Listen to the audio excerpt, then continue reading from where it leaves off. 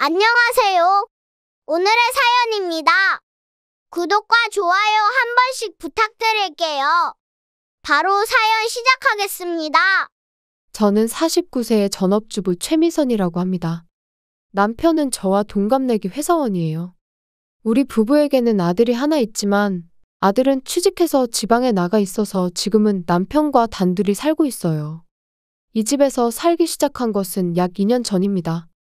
시아버지의 지병이 악화하여 남편이 최대한 간병을 하고 싶다고 해서 시댁 근처 아파트로 이사를 했어요.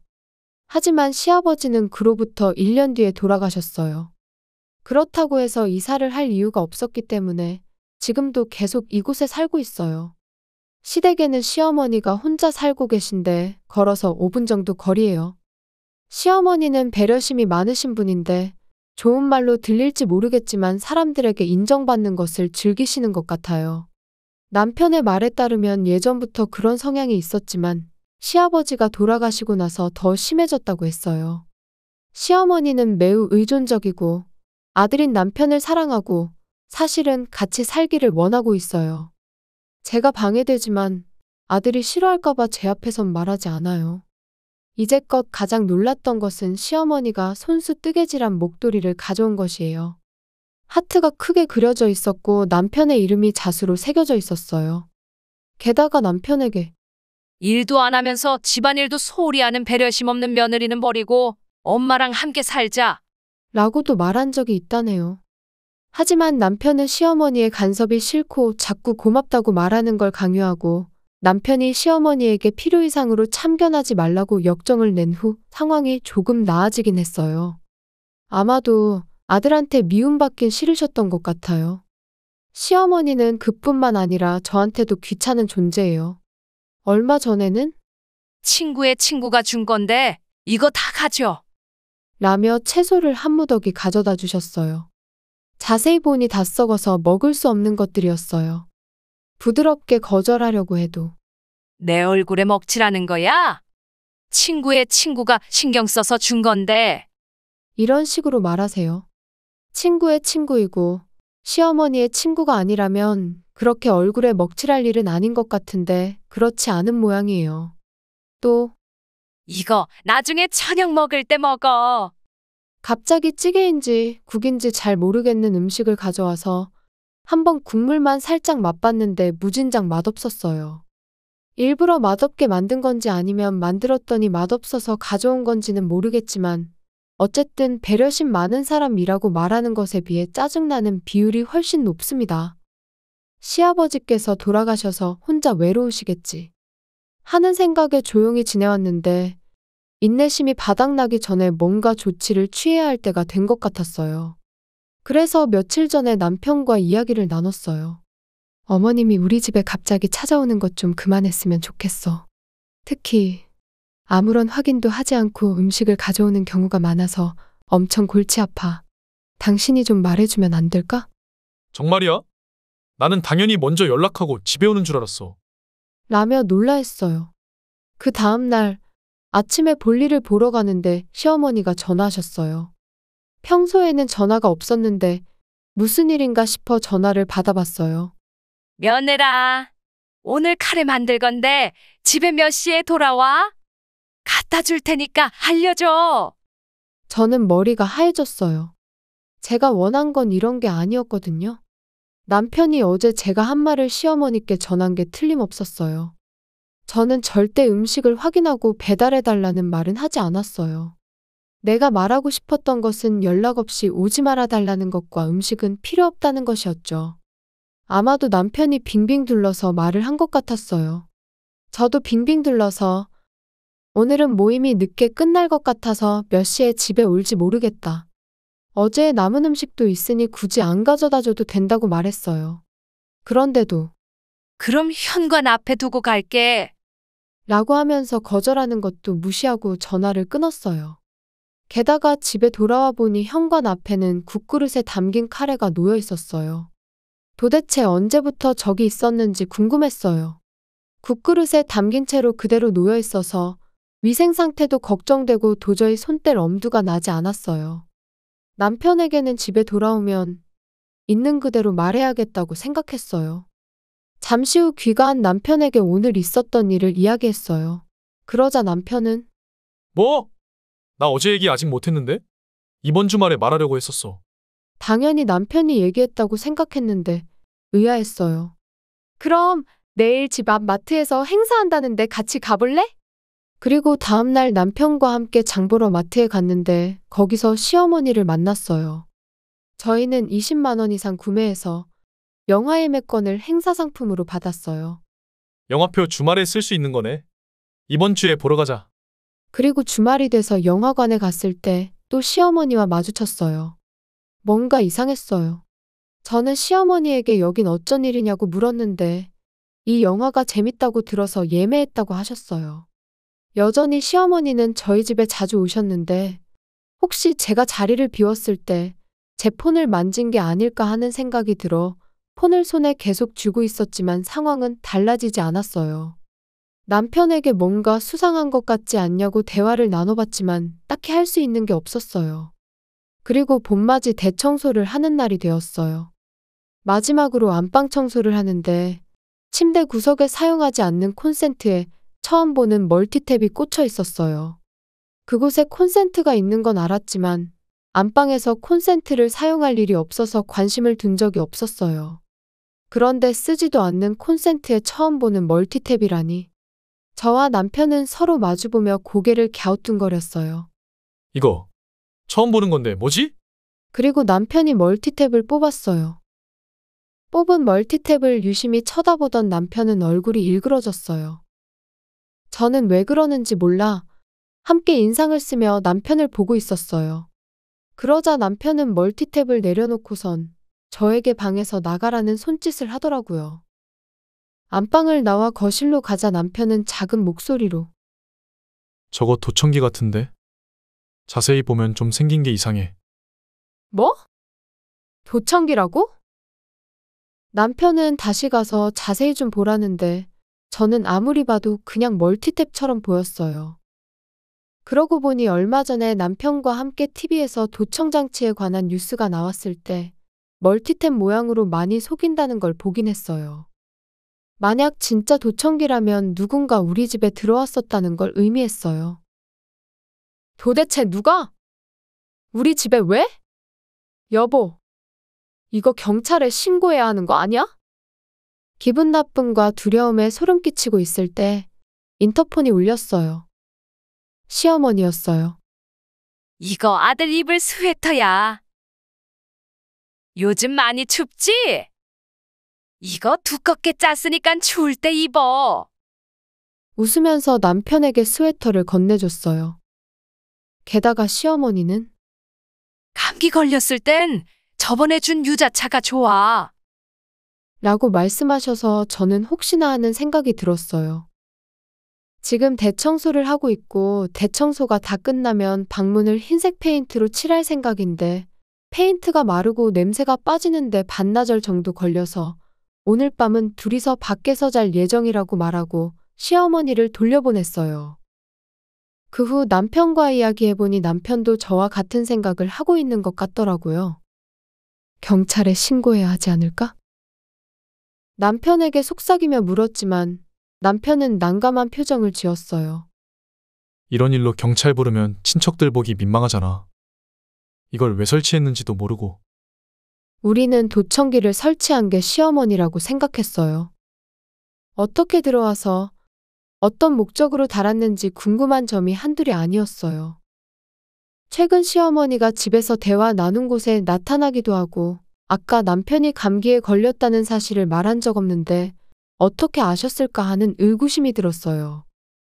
일단은 시어머니가 제일 의심돼서 확신하기 위해 추궁을 하든 경찰을 부르든 어떻게든 증거부터 확보해보자고 했어요. 그리고 이런저런 이야기를 나누던 중에 남편이 뭔가 좋은 생각이 났다는 듯 나한테 다 방법이 있어. 라고 말하며 멀티탭을 들고 나왔어요.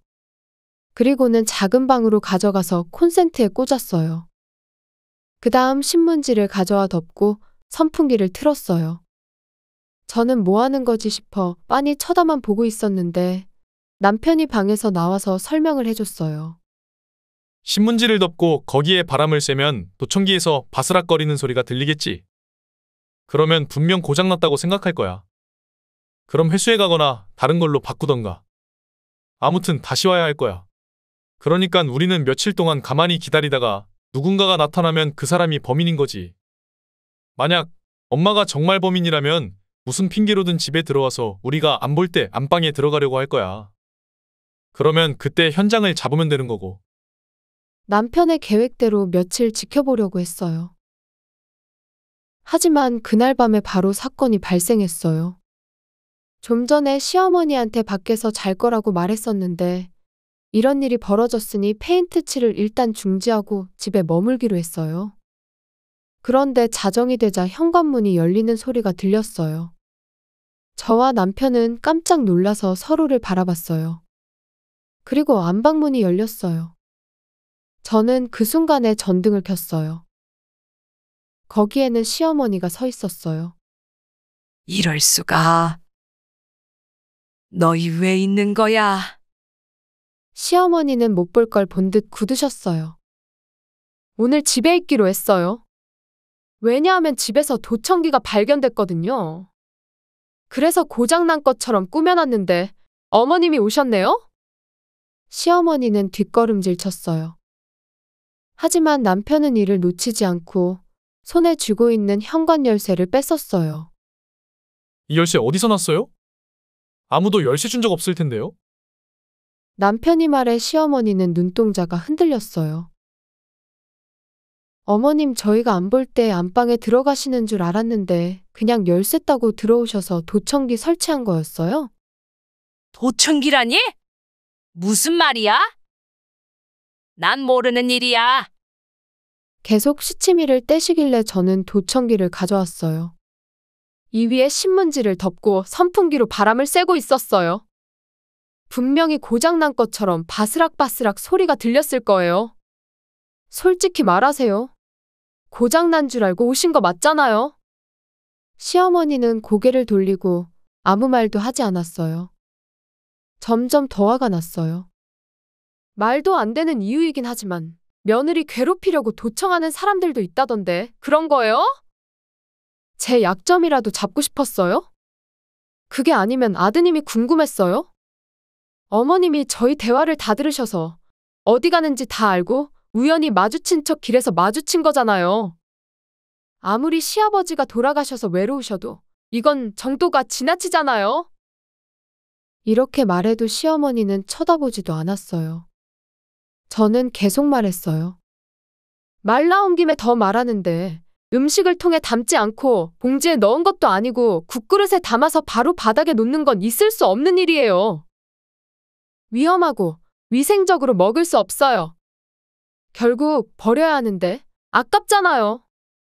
썩기 직전에 채소도 버리는 게 반이라 그냥 줘도 싫어요. 지금까지 듣고 있던 남편이 고개를 끄덕이며 입을 열었어요. 그리고 우리 생각은 하지 않고 갑자기 찾아오거나 길에서 시도 때도 없이 마주치는 건 정말 무서워. 솔직히 말하면 정말 성가셔. 남편의 한마디가 시어머니에게 큰 상처를 준 것 같았어요. 시어머니가 울기 시작했어요. 아빠가 죽고 나서 너는 집에 오지도 않고 전화하면 뭐 가져오지 말라고 싫은 소리만 했잖아. 웬 나는 아빠처럼 안 대해주는 거야. 날 보러는 안 오니깐 어쩔 수 없이 내가 먼저 찾아간 거잖아. 그리고 며느리 말대로는 너희들에게 필요한 거 갖다 주면 고마워할 줄 알았어. 그런데 요즘엔 고맙다는 말도 안 하더라. 시어머니는 흐느꼈어요. 결국엔 외아들이 보고 싶고 고맙다는 말을 듣고 싶었던 것 같아요. 시어머니의 인정받고 싶은 욕구가 너무 강해서 제가 도저히 따라갈 수 없을 정도예요. 남편이 시어머니보다 시아버지를 더 소중히 한 건 맞는데 거기에는 그럴 만한 이유가 있었어요. 그런데 시어머니는 그걸 잊어버린 것 같기도 하고 그냥 눈물로 호소해서 아무 일도 없었던 것처럼 하려는 것 같아 제가 화를 내며 말했어요. 어머님! 아버님 돈으로 놀기만 하신 어머님보다 일도 하고 집안일도 하시면서 남편을 지극정성으로 키우신 아버님을 남편이 당연히 더 고마워하지 않겠어요? 사실 시어머니는 예전부터 항상 놀러 다니는 걸 좋아해서 남편이 어렸을 때도 집에 없는 경우가 많았다고 했어요. 시아버지는 그래도 어머니라는 존재가 필요하다고 생각해서 이혼하지 않고 계속 사신 것 같다고 했어요. 그래서 남편은 고마운 사람은 시아버지라고 분명히 말했어요. 시아버지가 알고 계셨는지는 모르겠지만 남편의 말에 따르면 시어머니는 바람을 피우기도 했다고 했고요. 나이가 들면서 시아버지가 돌아가시고 쓸 수 있는 돈도 줄어들고 그동안 놀아주던 남자들도 하나둘 떠나가니 이제야 남편에게 관심을 갖기 시작한 것 같다는 남편의 말은 사실인 것 같았어요. 엄마에게 감사하려고 해도 사실 아빠가 돌아가셨을 때 이사 가려고 했는데 집사람이 엄마가 나이도 있고 걱정되니까 가끔이라도 안부라도 물어봐주면 좋겠다고 해서 이사 안 가고 있는 거야. 그러니까 고마워해야 하는 건 엄마 아냐? 그러자 시어머니는 다시 울음을 터뜨리며 외로웠다고 말했어요. 외롭다고 무단 침입하고 도청기를 설치하거나 범죄를 저질러도 되는 거예요? 친척들에게 수치스러운 일인 건 알지만 이건 경찰에 신고해야 할 것 같아. 진심으로 사과도 안 하고 말이야. 남편의 말이 끝나자마자 울먹이던 시어머니는 울음을 멈췄어요. 아니야. 절대 그런 뜻이 아니었어. 내가 미안해. 전부 다 사과할게. 그러니 경찰 부르거나 과민 반응하지 마. 저는 어이가 없어서 웃음이 나왔어요. 그럼 무슨 의도였어요? 복제키 만든 것도 이상하고 도청장치를 설치할 생각은 왜 한 거예요? 진짜 소름 끼치네요. 2번 다시는 우리 인생에 끼지 마세요. 남편이 시어머니를 질질 끌어 현관 밖으로 내동댕이 쳤어요. 경찰에 신고당하기 싫으면 절대로 나타나지 마세요. 그런 다음 우리는 이야기를 나누고 이사하기로 결정했어요. 물론 시어머니에게는 어디로 가는지 이사 간다는 사실조차도 말하지 않았어요. 사실 얼마 전에 승진 조건으로 남편에게 다른 지역으로 발령 제의가 왔었는데 이참에 그러기로 했어요. 시어머니를 경찰에 신고하지 않고 있었는데 시어머니는 제게 100만 원을 계좌이체해주며 이걸로 퉁치는 거야? 알겠지? 라고 문자를 보내왔어요. 전혀 반성하지 않는 것 같은 시어머니의 모습에 돈을 받고 모든 걸 다 차단했어요. 남편이 새로 발령받은 곳은 아들 있는 곳 근처라 아들 볼 일이 많아졌어요. 사랑스러웠던 아들은 이제 너무 커버렸어요. 저도 아들이 있지만 남편에게 저렇게나 집착하는 시어머니의 마음은 도저히 이해가 안 돼요. 아들은 만나는 여자에게 청혼할 거라네요. 시어머니를 교훈 삼아 저는 최대한 좋은 시어머니가 되도록 할게요. 시청해주셔서 감사합니다. 그럼 다음 영상에서 다시 뵙겠습니다.